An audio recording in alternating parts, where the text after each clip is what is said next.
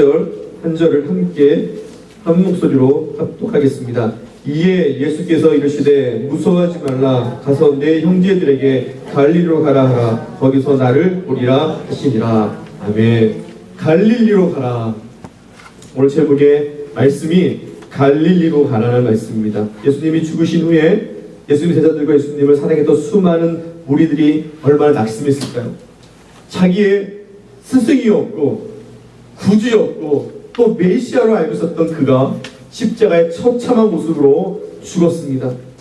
그들 중에는 예수님을 사랑했던 사람들도 있었고 예수님의 어머니도 있었고 예수님을 자기 사비를 털어서 자기 돈으로 예수님을 섬겼던 수많은 무리들도 있었습니다. 그 모든 사람들이 예수님께 은혜를 입은 사람들이었어요. 자기가 너무나 예수님께 받은 은혜가 커서 쉽게 자기의 모든 삶을 드렸던 제자들 그리고 여인들이 있었습니다. 근데 지난 며칠간 그들에게 일어난 사건들은 도저히 그들이 이해할 수 없는 사건이 그들 가운데 벌어진 거죠. 하나님의 아들이라고 철석같이 믿었던 예수가 나무에 달린 자마다 저주를 받을 것이라는 신명기에 예언에 나오는 것처럼 저주를 받아 나무에 달려 죽은 거예요. 어떻게 하나님의 아들이 십자가에 처참하게 죽을 수 있을까?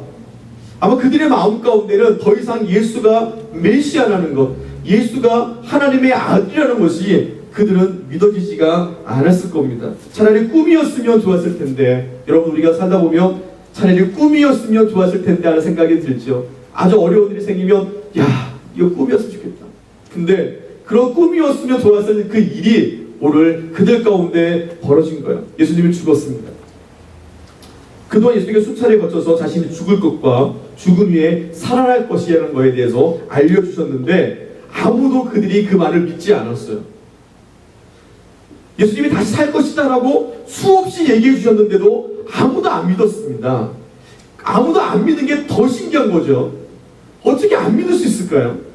근데 진짜로 예수님은 믿건 안 믿건 부활하셨습니다. 여러분들이 믿건 안 믿건 예수님의 일을 하십니다.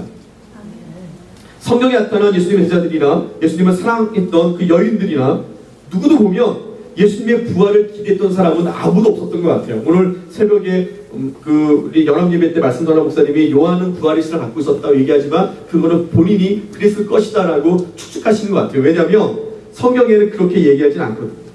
단 한 사람도 예수님이 다시 살아날 것이라고 기대하지 않았습니다. 왜냐하면 예수님이 그냥 자연사하셨으면 그냥 늙어 죽었거나 그냥 어떻게 사고로 죽었다면 부활을 기대했을 거예요. 근데 예수님이 어떻게 죽었어요? 십자가에 못 박혀서 처참한 모습으로 죽었단 말이에요. 정말 이해할 수 없는 모습으로 하나님의 아들이 죽었어요. 그러니까 예수님은 저주받아 죽은 거기 되기 때문에 그분이 살아난다는 걸 이해할 수 없는 거죠. 이제 그들은 믿지 않았습니다. 완전 포기했습니다. 예수님이 살아난다는 거 그들이 이해할 수 없는 일이 되어버렸습니다. 안식 후 첫날에 주일날 새벽에 예수님의 무덤을 찾아갔던 여인들이나 망아의 다락방에 숨어서 두려움에 떨고 있었던 제자들이나 다 그들은 겁에 질렸었습니다. 안식 후 첫날에 주일날 새벽에 예수님의 무덤을 찾아갔던 여인이 성경에는 막달라 마리아다 이렇게 얘기를 해요. 이 막달라 마리아가 예수님을 찾아갔습니다. 다른 성경에 보니까 마가복음에는 막달라 마리아뿐만 아니라 야고보의 어머니 마리아와 살로메가 함께 갔다고 기록되어 있습니다. 누가복음에 보니까 요한이라는 여인이 또 함께 갔다고 얘기해요. 그러니까 최소한 4명이 예수님의 무덤을 찾아갔습니다. 찾아간 이유가 뭐냐면 새벽에 부활하신 주님을 만나러 간 것이 아니라 자기들이 준비한 향품을 예수님의 몸에 바르기 위해서 간 거였어요. 예수님의 시체를 마지막, 그러니까 그들의 생각은 이제 자기들이 예수님께 드릴 수 있는 마지막 헌신이다 생각한 거예요.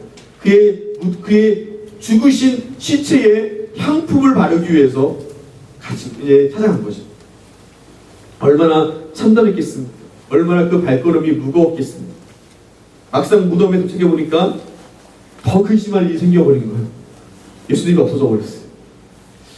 예수님이 없어졌으니까 그 생각이 뭐냐면 야 예수님의 시체를 누가 도둑질했나 보다. 그렇게 생각한 거죠.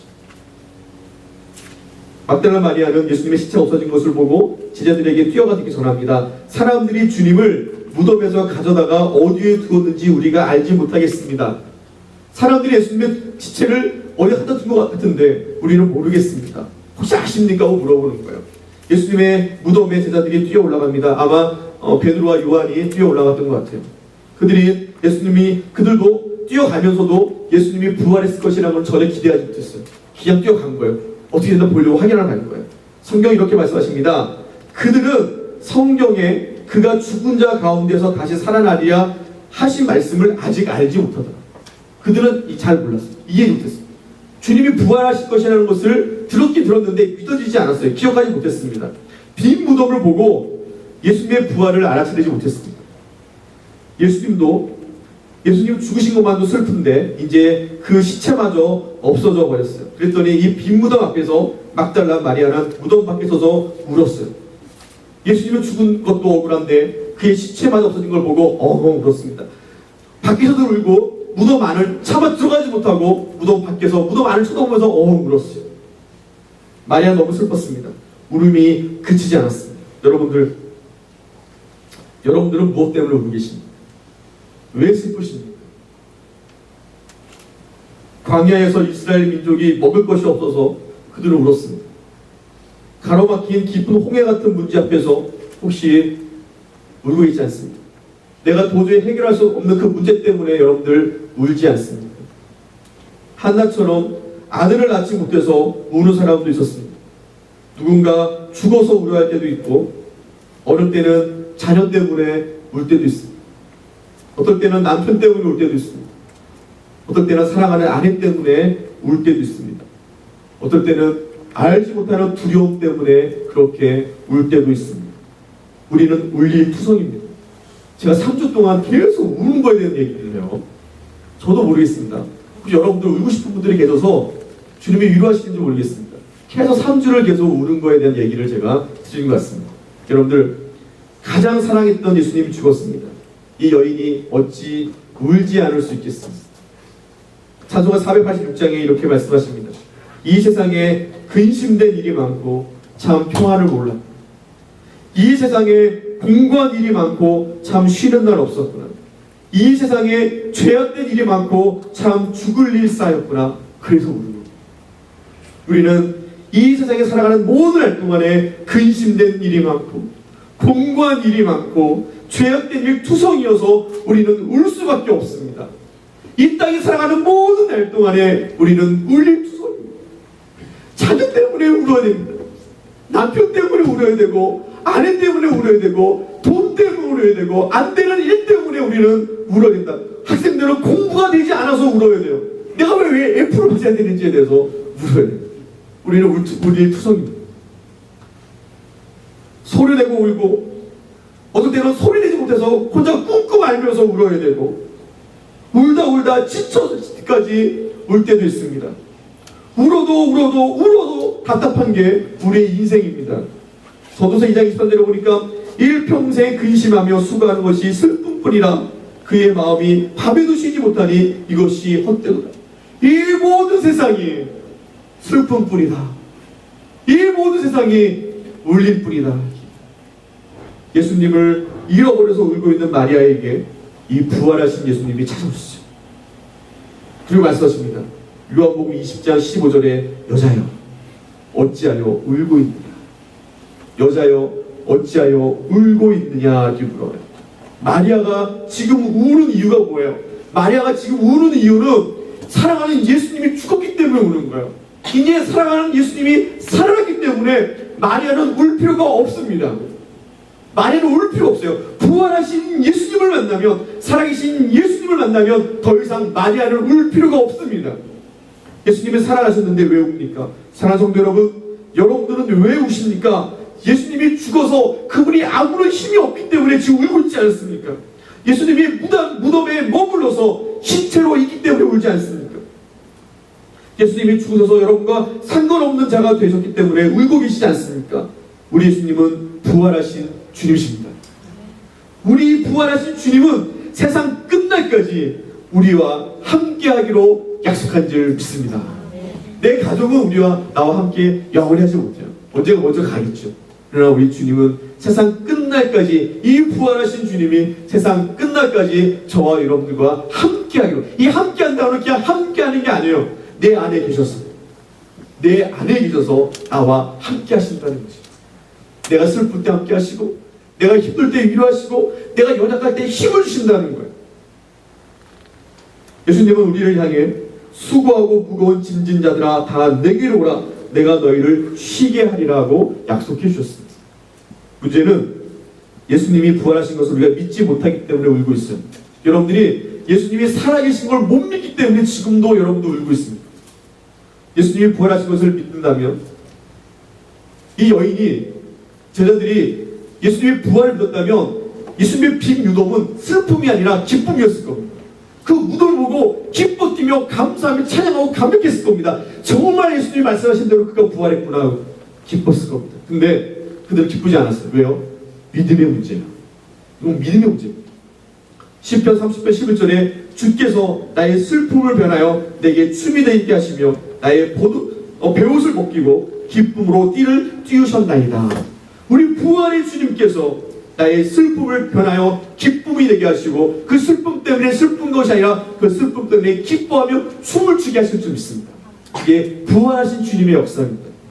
시편 32편 10절에 악인에게는 많은 슬픔이 있으나 여호와를 신뢰하는 자에게는 인자하심이 두루리로다 그랬습니다. 여러분들 슬픔은 악한 사람이 많습니다. 왜 그런지 아십니까? 악인은 하나님을 모르기 때문에 슬퍼요. 악인은 이 험한 세상을 자기 힘으로만 살아가기 때문에 슬픕니다. 아무도 그를 도와줄 사람이 없기 때문에 슬픕니다. 근데 우리는 믿음으로 의롭게 된 우리는 우리가 의지할 분이 계시기 때문에 슬프지 않아요. 우리가 의지할 하나님이 있고 부활하신 주님이 계시기 때문에 더 이상 우리는 슬픔이 없습니다. 이사야서 61장 3절에 무릇 시온에서 슬퍼하는 자에게 화관을 주시어 그 죄를 대신하여 기쁨의 기름으로 그 슬픔을 대신하여 찬송의 옷으로 그 근심을 대신하시고 그들이 의의 나무 곧 여호와께서 심으신 그 영광을 나타낼 자라 일컬음을 받게 하려 하심이라 했습니다. 우리가 누굽니까? 여호와께서 심으신 의의 나무라는 거예요. 우리는 여호와께서 심으신 의의 나무. 여호와께서 심으신 의의 나무가 뭐냐면 이사야 10장 21절 9에 보니까 내 백성이 다 의롭게 되어 영원히 땅을 차지하리니 그들은 내가 심은 가지요 내가 손으로 만든 것이로서 나의 영광을 나타낼 것이라. 이게 뭐냐? 주님이 우리를 의의 나무로 심었다는 얘기는 우리를 통해서 구원을 주신다는 거예요. 우리를 통해서 구원의 영광을 보게 하신다는 거예요. 그러니까 구원의 영광을 보는 사람, 구원을 받은 사람은 슬픔 대신 화관을 주시는 거예요. 구원을 받은 자는 죄 대신 기쁨을 주시는 겁니다. 구원을 받은 자는 슬픔 대신 찬송의 옷을 입는 거예요. 여러분 슬퍼하지 마십시오. 예수님이 죽으면 슬퍼하십시오. 예수님이 죽었다면 슬퍼하십시오. 그러나 우리 주님이 죽을 리가 없어요. 그렇기 때문에 슬퍼하지 마십시오. 어떤 문제가 우리 삶 가운데 있을지라도 부활하신 주님, 그 주님께 가지고 나오십시오. 그 주님이 부활하셨기 때문에 능히 그의 능력으로 우리를 고치시고 만지시고 회복시키실 줄 믿습니다. 그 주님을 믿는 거예요. 그리스도의 십자가의 죽음과 부활로 의롭게 된 우리, 기쁨을 누리는 우리. 그러기에 우리가 부활하신 주님을 믿는다면 더 이상 죽으신 주님의 시체가 없어졌다고, 그분이 더 이상 아무런 능력이 없다고 울고 있는 것이 아니라 부활하신 주의 능력을, 그분이 지금 우리와 함께 계셔서 우리가 짊어지고 있는 인생의 십자가를 가볍게 해주실 것이라는 것을 믿으며 기뻐해야 될 줄 믿습니다. 부활하신 주님은 우리에게 기쁨이 됩니다. 부활의 주님은 우리에게 죄의 용서의 확신을 주세요. 주님이 부활하신 이유가 뭐냐면 고린도서 10장 17절에 그리스도께서 다시 살아나신 일이 없으면 너희의 믿음도 헛되고 너희가 여전히 죄 가운데 있을 것이다 이렇게 얘기해요. 주님이 부활하지 않았다면 우리는 죄인이라는 거예요. 주님이 십자가에 달려 죽었는데 부활하지 않았다면 죄의 용서가 확실하지 않다는 얘기죠. 하나님은 예수님을 부활하심으로 우리가 죄의 용서 받았음을 확증하시는 거예요. 도장을 딱 찍어버리시는 거예요. 왜 그러냐면 여러분들, 죽음은 죄로부터 시작됐어요. 하나님이 아담과 하와를 만들었을 때는 그 에덴 동산에 죽음이 없었습니다. 죽지 않았습니다. 근데 아담과 하와가 죄를 지은 후에 우리에게 죽음이라는 게 들어왔어요. 그러니까 죄는 죽음의 열매예요. 죄는 죽음의 열매입니다. 로마서 5장 12절에 그러므로 한 사람으로 말미암아 죄가 세상에 들어오고 죄로 말미암아 사망이 들어왔다니 이와 같이 모든 사람이 죄를 지었으므로 사망이 모든 사람에게 이르렀느니라 했습니다. 우리가 죽는 이유는 죄 때문이에요. 나중에 여러분들 천국 가서 아담과 하와 혹시라도 보게 되면 한마디 하십시오. 당신들 때문에 우리가 죽었습니다. 그들이 아니었으면, 죄가 없었으면 우리는 죽지 않습니다. 죽음은 죄의 결과예요. 로마서 6장 23절에 보니까 분명히 선언합니다. 죄의 삭은 사망이다. 죄의 삭은 사망이에요. 그래서 죄 안에 있는 사람은 모두 다 죽습니다. 그런데 죄 없으신 예수님께서 죽으셨어요. 죄 없으신 주님이 우리의 모든 죄를 짊어지고 십자가에 달려 죽었습니다. 죽었는데 만약 그 죽음이 끝이라면 어떻게 됐을까요? 그러면 예수님도 죽음의 권세 아래 있는 거예요. 예수님도 죄를 지어 죽은 사람과 똑같이 되어버리는 거예요. 그러면 우리가 누구에게 우리가 용서받았음을 확증할 수 있겠습니까? 예수님도 죽었는데, 예수님도 죄의 권세 아래 죽었는데 우리가 어떻게 우리 죄의 용서를 받을 수 있겠어요? 자신도 죄 아래 있는데 어찌 예수님이 우리를 구원할 수 있습니까? 하지만 죽음은 우리 주님을 가두어 놓을 수가 없었습니다. 로마서 6장 9절에 이는 그리스도께서 죽은 자 가운데서 살아나셨음에 다시 죽지 아니하시고 사망이 다시 그를 주장하지 못할 줄 알미라 했습니다. 다시는 사망이, 죽음이 예수님을 주장하지 못했습니다. 예수님도 사망의 주장 안에서 죽었습니다. 이제 그때 부활하셨어요. 사망을 이기고 부활하셨어요. 죄의 결과인 사망이 예수님을 가둬놓을 수 없었습니다. 예수님은 죄의 권세, 사망의 권세를 이기시고 오늘 부활하셨습니다. 그 부활은 우리가 우리의 죄가 완전히 용서받았다는 것을 확증해 주시는 거예요. 보증해 주시는 거예요. 그래서 우리는 더 이상 죄와 상관없는 자가 되었습니다. 죄로 인해 영원한 형벌에 이르지 않습니다. 여러분들, 예수님의 부활하심이 우리의 죄의 용서를 보장하셨다면 죄에서 자유하십시오. 자유함을 입으십시오. 여러분, 죄 짓다고 이제 지옥 가지 않습니다. 물론 믿는 자는 죄를 짓지 아니하도록 성령이 도와주실 거예요.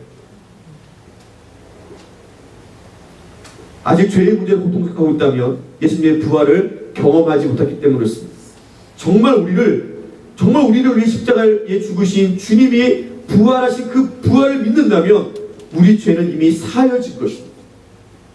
우리 죄는 믿음으로 의롭게 되었기 때문에, 우리 죄는 믿음으로 의롭게 되었기 때문에 용서를 받았어요.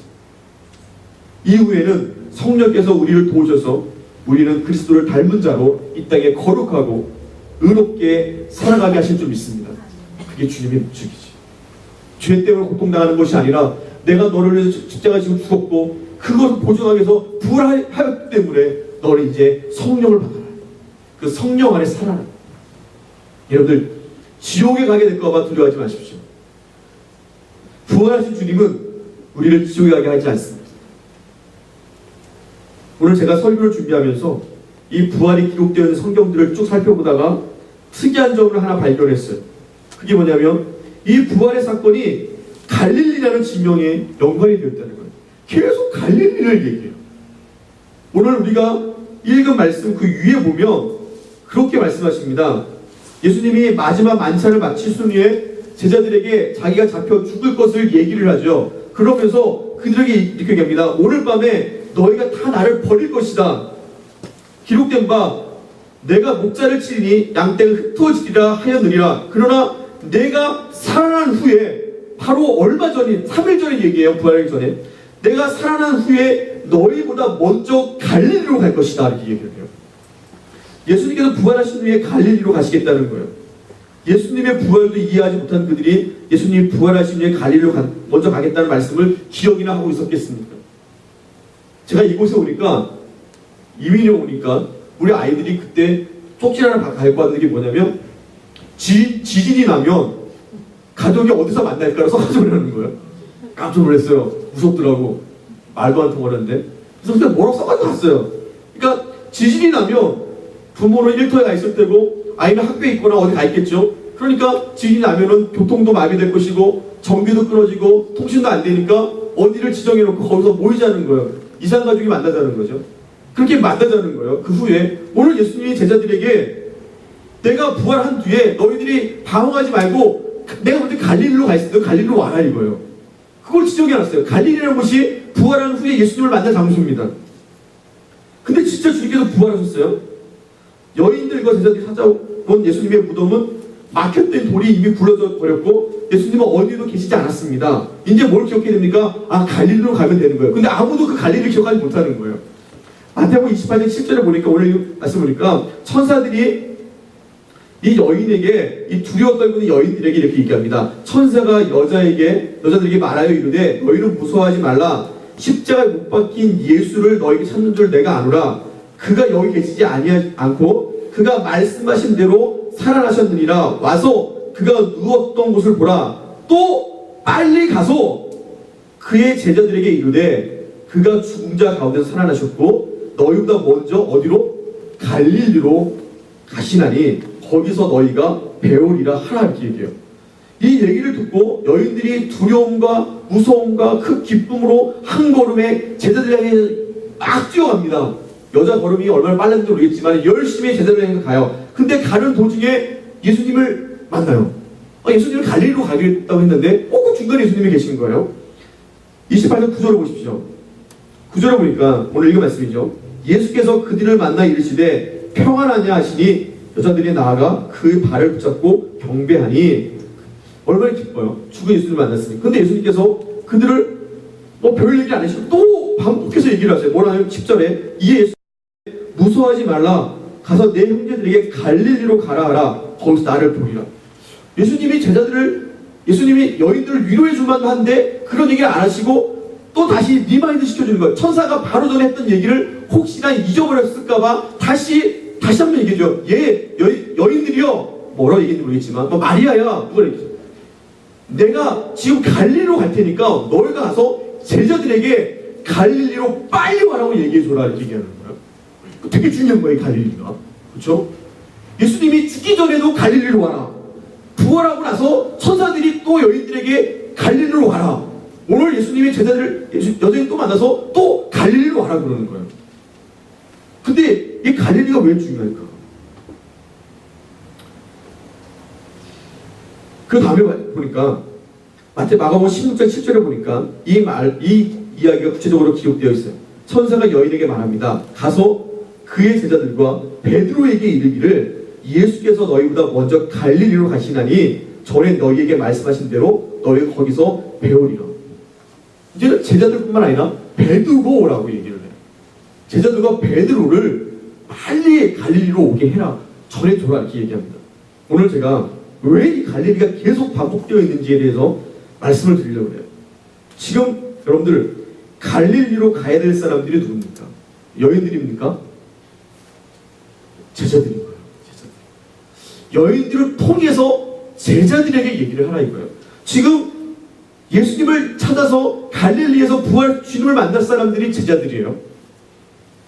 무덤을 찾아온 여인들이 아니었습니다. 지금 두려워서 숨어있는 제자들, 예수님을 모른다고 부인했던 제자들, 로마의 군사들이 무섭고 대제사장들이 무서워서 숨어서 벌벌 떨고 있는 이 제자들, 예수님이 잡히시던 날 밤에 예수님이 잡히시는 걸 보고 무서워 다 도망가 버렸던 제자들, 그 제자들에게 전하는 거예요. 뭐라고 전하면 갈릴리로 모여라. 갈릴리로 와서 부활하신 주님을 만나야 될 사람들은 제자들인 거였어요. 여러분, 다른 제자들이면 혹시나 이 얘기를 듣고 기뻐하면서 예수님을 쫓아갈 수 있었을 거예요. 그렇죠? 요한만 같았어도 예수님을 죽으시는 그 십자가 앞에까지 쫓아온 사람이 요한이었잖아요. 그리고 예수님의 어머니를 모시고 있는 사람이 요한 아닙니까? 그러니까 예수님 부활했다 이 얘기를 들으면 요한은 얼마나 기뻤겠어요. 요한은 아마 한 걸음으로 갈릴리를 뛰어갔을 겁니다. 근데 차마 가지 못한 사람이 하나 있어요. 누굴까요? 베드로 있죠. 베드로는 쪽팔려서 못 가죠. 못 가죠. 어떻게 갑니까? 자기가 있으니까 어떤 짓을 저질렀는데 어떻게 찾아갑니까? 예수님이 베드로가 예수님께 정말 당당하게 뭐라 얘기해요. 예수님, 주님이 죽으시는 곳에 내가 죽고 주님이 가시는 곳에 내가 가겠습니다 하고 당당하게 얘기했던 베드로 앞에 예수님이 뭐라고 얘기합니까? 웃기지 마라.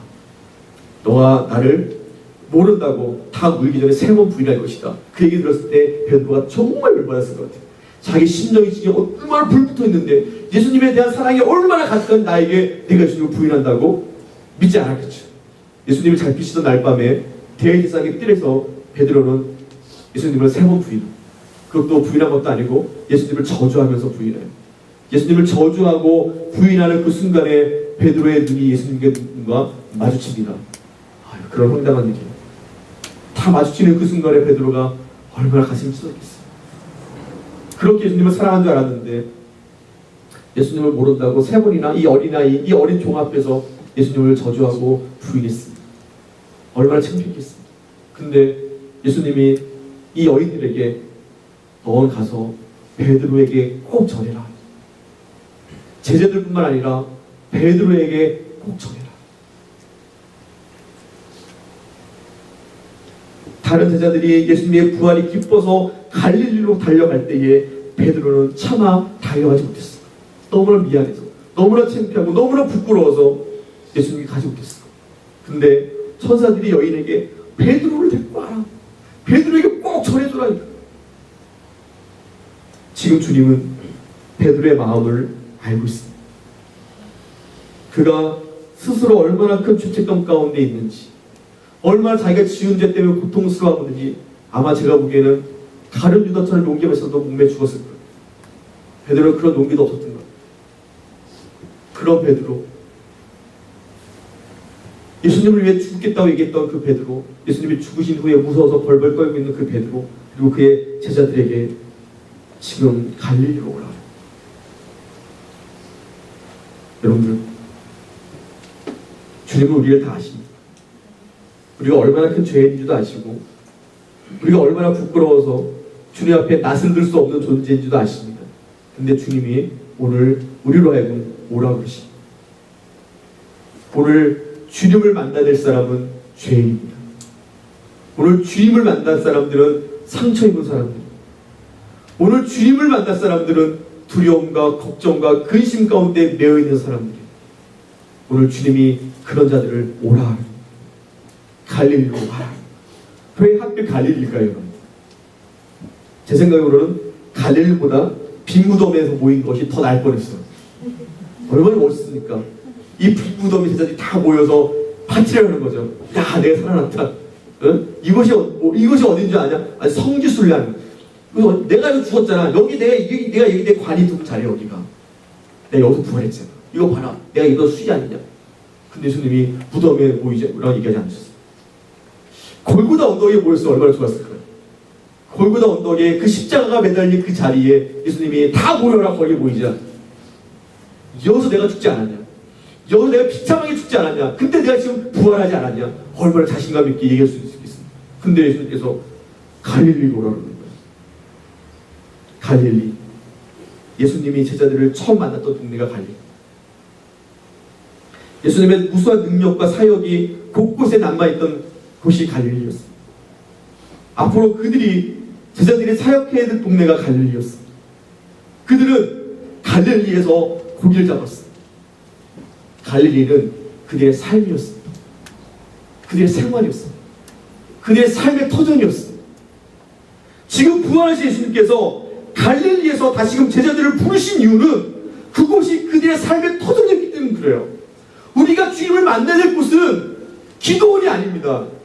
우리가 주님을 만나야 될 곳은 이곳이에요. 여러분들의 삶입니다. 여러분들의 생활 가운데 주님을 만나야 되는 거예요. 마태복음 28장 16절에 왜 주님이 이 갈릴리로 오게 했는지에 대해서 얘기해요. 말씀 주십시오. 마태복음 28장 16절입니다. 같이 한번 읽겠습니다. 열한 제자가 갈릴리로 가서 예수께서 지시하신 산에 이르러 예수를 배웠고 경배하나 아직도 의심하는 사람들이 있더라. 예수께서 나와 말씀하여 이르시되 하늘과 땅의 모든 권세를 내게 주셨으니 그러므로 너희는 가서 모든 민족으로 제사를 삼아 아버지와 아들과 성령의 이름으로 세례를 베풀고 내가 너희에게 분부한 모든 것을 가르쳐 지키게 하라. 볼지어다 내가 세상 끝날까지 너희와 항상 함께 있으리라. 제자들이 기억했습니다. 아, 그렇구나. 예수님이 부활하시기 전에, 예수님 죽으시기 전에 갈릴리로 모이라고 했지. 그들이 갈릴리로 뛰어갔습니다. 예수님을 만났습니다. 예수님이 그들에게 다시금 사명을 주십니다. 너희들이 나를 버리고 도망갔지. 너희들이 나를 모른다고 얘기했지.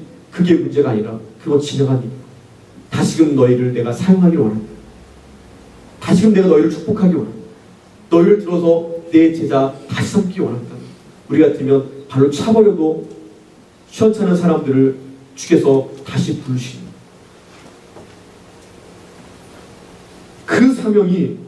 그 사명이 무엇입니까? 그 사명이 선교인 거예요. 그 사명이 복음을 전하는 거였어요. 땅끝까지 이 복음, 이 부활의 복음을 들고 나가 외치라는 거예요. 모든 민족으로 제자를 삼아서 그들에게 세례를 베풀고 주께서 분부하신 것을 가르쳐 지키게 하라는 거예요. 그게 주의 사명이었어요.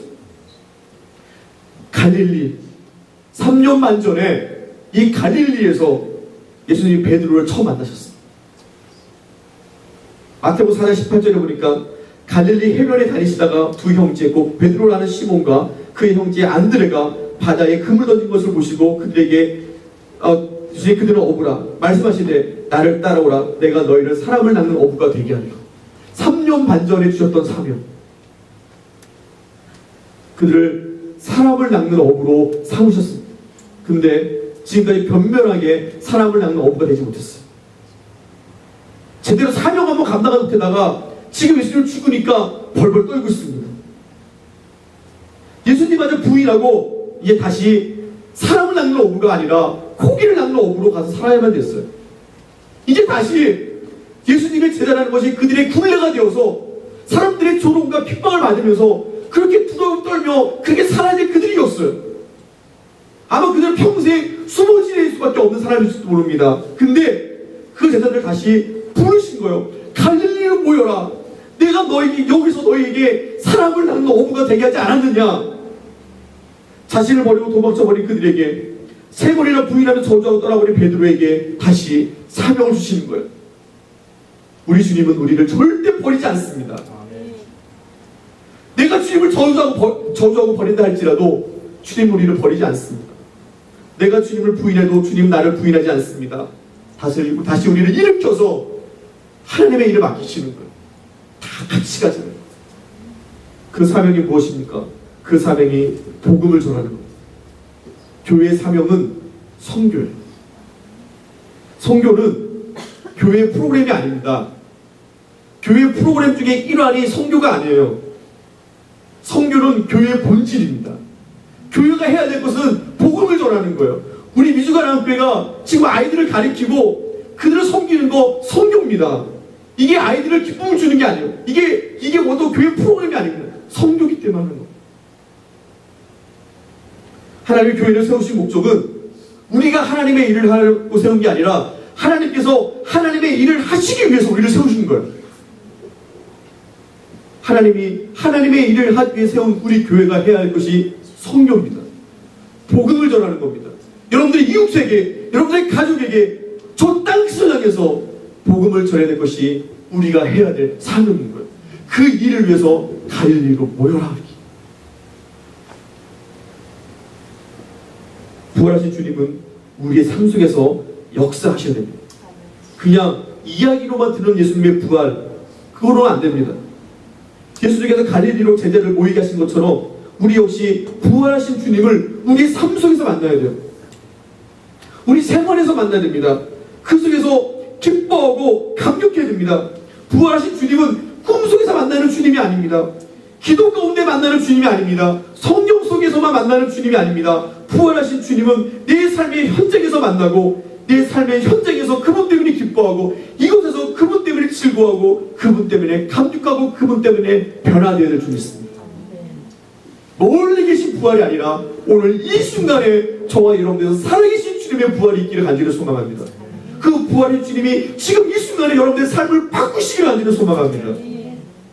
나사로가 죽었을 때에 예수님은 나사로의 누이들을 만나게 되죠. 누이 마르다에게 예수님께 얘기하십니다. 내 오라비가 다시 살아나니. 나사로가 죽은 지 나흘이 됐는데 다시 살아나겠다는 거예요. 마르다 이렇게 얘기합니다. 마지막 날에 부활 때가 있었는데 그때에 다시 살아날 줄 내가 믿습니다. 마지막 날에 다시 살아날 겁니다. 2000년 전 유대의 한 무덤에서 부활하신 주님의 역사도 중요합니다. 앞으로 주님이 다시 오실 때에, 주님의 재림하실 때에 죽은 자가 다 살아날 소망도 중요합니다. 근데 그보다 더 중요한 것은 지금 우리가 부활의 주를 만나야 되고, 지금 우리가 무덤같이 깜깜한 영혼 가운데서 터널까지 같이 깊은 고민과 근심 가운데서 무거운 죄짐 가운데서 부활하는 거예요. 여러분들의 슬픔 가운데 부활하십시오. 여러분들의 영혼의 낙심 가운데 부활하십시오. 여러분들 자녀들의 문제 가운데 부활하십시오. 주님을 떠나가버린 여러분들 심령 가운데 부활할 수 있게 간절히 그 부활은 지금 나에게 필요합니다. 앞으로 마지막 날이 필요한 것이 아니라 지금 나에게 소망이 되는 거예요. 예수님 말을 나에게 선포합니다. 내 말을 내가 믿으면 하나님의 영광을 보리라 하지 아니하느냐. 나사로가 앞으로 종말 때 부활하는 것이 아니라 지금 너가 믿으면 지금 부활할 것이다. 그리고 주님이 죽은 나사로를 살려냈습니다. 부활시켰습니다. 부활은 나중의 문제가 아닙니다. 부활은 지금 역사입니다. 부활의 소망을 믿고 부활의 소망 가운데 사는 사람들은 날마다 주의 영광을 봅니다. 근심하다가도 그 근심에서 노임을 받습니다. 걱정투성이 울컥투성인 사람도 부활한 주님을 만나면 지금 당장 울음이 그쳐집니다. 죄 때문에 고민한 사람이 부활한 주님을 만나면 죄에서 자유함을 얻습니다. 사도 바울이 부활장이라고 말하는 고린도서 15장에서 이 부활의 이야기를 한 후에 마지막으로 이런 말씀을 하셔요. 고린도서 15장 58절에 그러므로 내 사랑하는 형제들아 견신하며 흔들리지 말고 항상 주의 일에 더욱 힘쓰는 자들이 되라.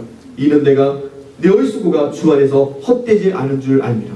너희가 부활을 경험했느냐?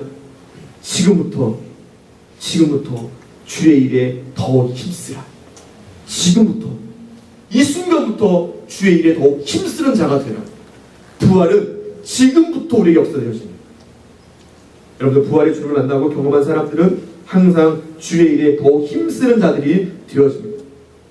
이것이 주의 명령입니다. 그런 자들이 나중에 주님이 다시 오시는 그날에 영광스러운 부활을 경험하게 될 줄 믿습니다. 말씀 맺겠습니다.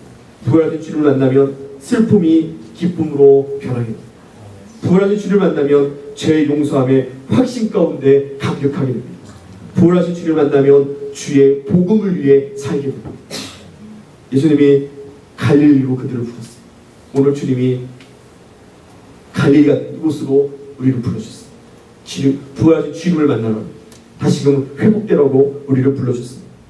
여러분들 삶에 이 미주 가나안 교회에 부활하신 주님의 영광이 가득하기를 간절히 소망합니다. 기도하겠습니다. 하나님 아버지 감사합니다. 주님이 갈릴리로 그들을 불러주셨습니다. 오늘 이곳으로 주께서 우리를 부르셨습니다. 제자들과 같이 낙심 가운데 있습니다. 죄 가운데 고민하고 있습니다. 근심 가운데 두려워하고 있습니다. 그들을 불러서 다시 제자 삼으셨습니다. 그들에게 기쁨을 주셨습니다. 감동을 주셨습니다. 세상 끝날까지 내가 너희와 함께하겠다 약속해 주셨습니다. 이 부활하신 주를 믿으며 주의 일에 더 힘쓰는 우리가 될 수 있도록 축복하여 주시옵소서. 예수님의 이름으로 기도하옵나이다. 아멘. 다